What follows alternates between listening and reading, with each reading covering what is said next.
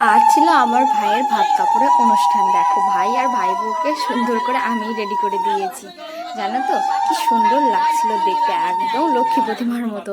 ভাই ভাই বউকে ভাত কাপড় দিল।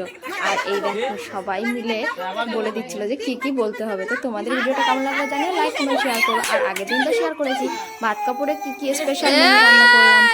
বাই।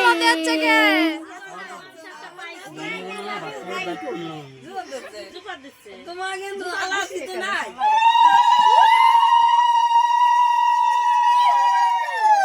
জন্ম জন্ম করে ভাত খাবারের দায়িত্ব নিলাম আমি। ভালো করে দাও একটু আস্তে ভালো করে দিলাম। ওই তো নাই, ও হাত নিচে করে দিচ্ছে, আমি কি করবো? এত কাটো তো যা কই তাই তো দিলাম আমি। সারা জীবনের ভাত,